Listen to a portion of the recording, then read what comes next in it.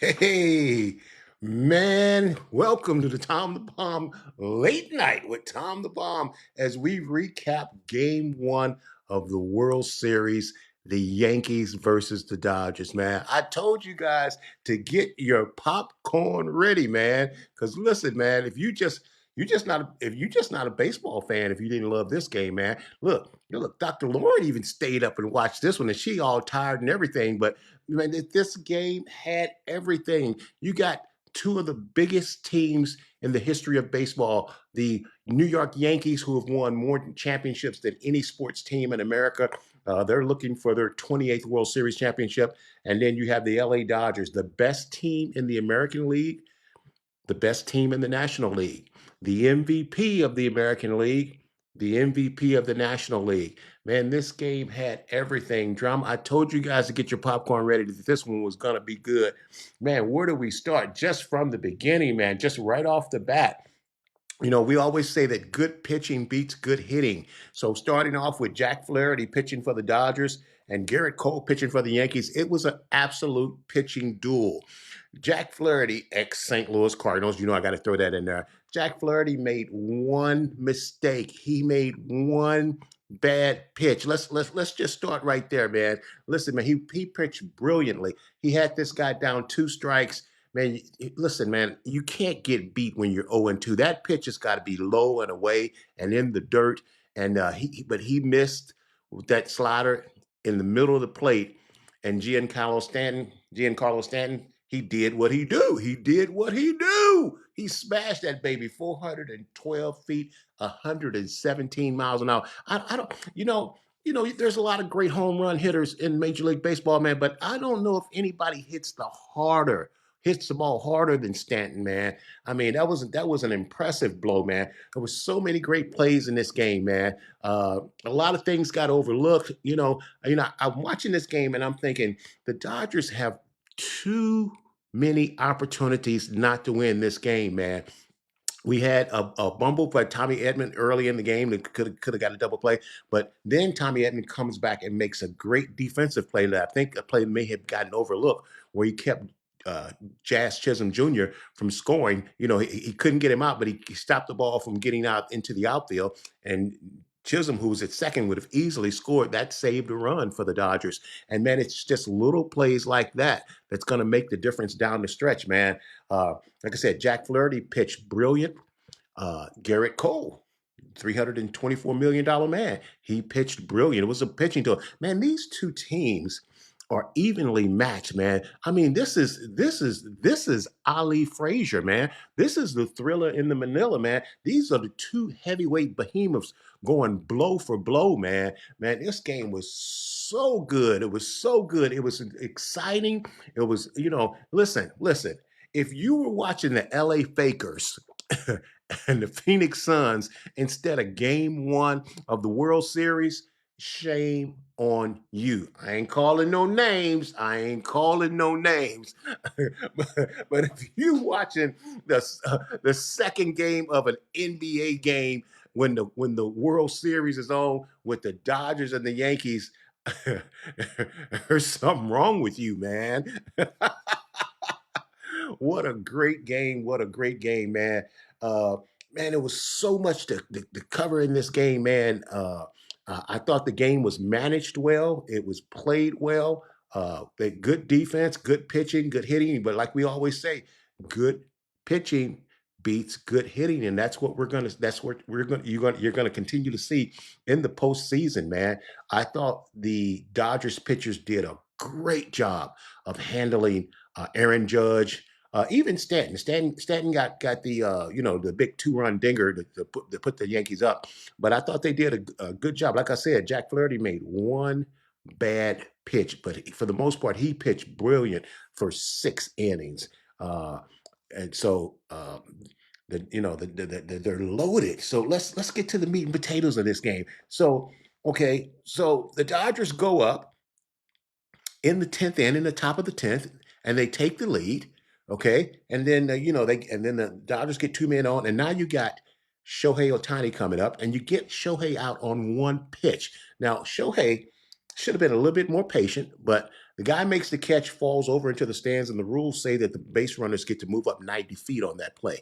So the base runners moved up. So now you got second and third, and you got MVP Mookie Betts coming up.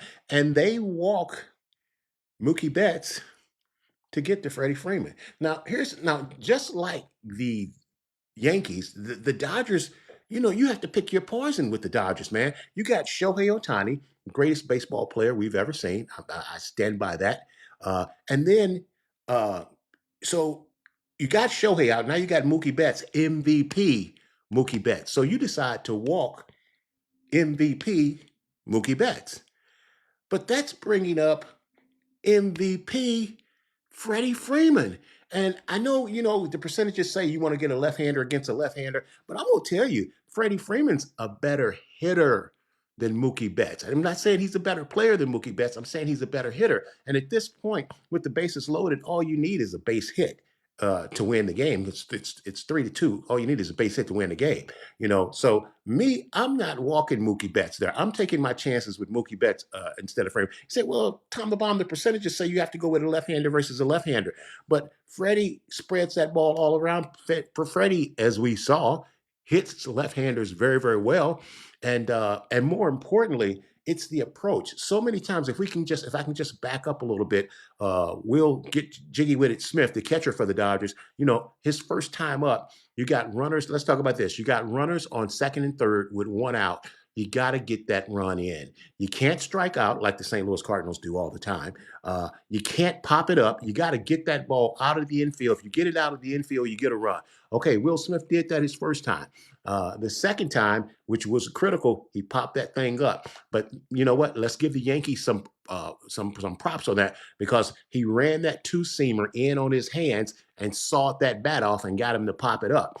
So that's just really, really good baseball that we're witnessing by the two best teams in baseball in the World Series on the biggest stage. So he made a good pitch. But look, man, it's about executing and not executing, whether it's football, basketball, or baseball. You have to execute. And when you got that runner on second or third with one out or less, you got to get that run in. Will Smith didn't get it done. So they weaseled out of that, But this time, with Mookie up there, I'm not walking Mookie Betts because I love Mookie Betts, but I know that Freddie Freeman is a better hitter than Mookie Betts. And let's get back to Freddie's approach. You're looking for one pitch to drive. It's what we call keyholing a pitch. You say, well, you want to be selective, but you want to keyhole the pitch. Keyhole the pitch. Tom the Bomb. What does that mean? Well, it's as if you're looking through a keyhole, and if you see the ball coming, we know that a keyhole is kind of small. So if you see the pitch coming through the keyhole, then you jump on it with everything you got. And if the pitch is not in the keyhole, then you take it. So Freddie's up there keyholing that guy. He's looking for one pitch. He gets it. And then as soon as he hit it, he knew it was gone. See, when home run hitters hit home runs, they know they're home runs before they get out of there. And man, he keyholed that pitch. Walked the first time in the history of the World Series, which is kind of amazing to think that the World Series has never ended. World Series has ended on walk-offs. We saw Max Muncy do that back in 2018, and then of course, probably maybe the most famous walk-off was in 1988 when when your boy Dodgers did it against the A's in 1988. But we've never had a walk-off grand slam. And that's what we saw tonight with Freddie Freeman with that walk-off grand slam. He keyholed that pitch. He was ready for it. He turned on it. Boom, got it done, man. Man, so this is a great series. So the statistics tell us that the teams that win game one win 63% of the World Series. But listen, first of all, Tom the Bomb told you it was going to be the Yankees and the Dodgers in the World Series. This series is going 7 games. And even though Tom the Bomb is rooting for the Dodgers, and let me just get this straight first of all, Tom the Bomb never roots for anybody in New York, Boston, or LA. The only time you're ever going to catch me rooting for LA is when they're playing New York. Okay.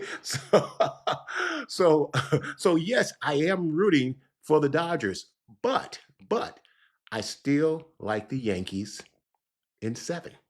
I still like the Yankees. And this year, make no mistakes, but it's just game one.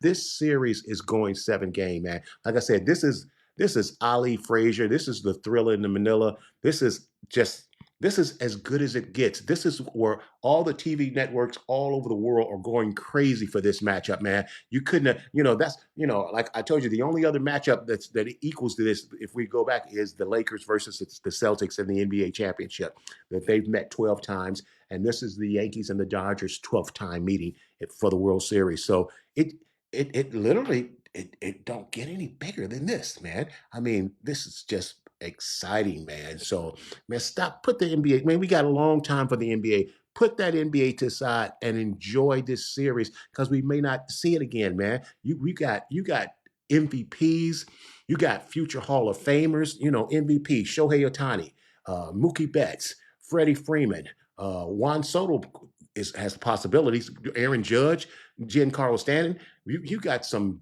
big time Garrett Cole. You got some big time players and big time names. You got multiple all stars in this game.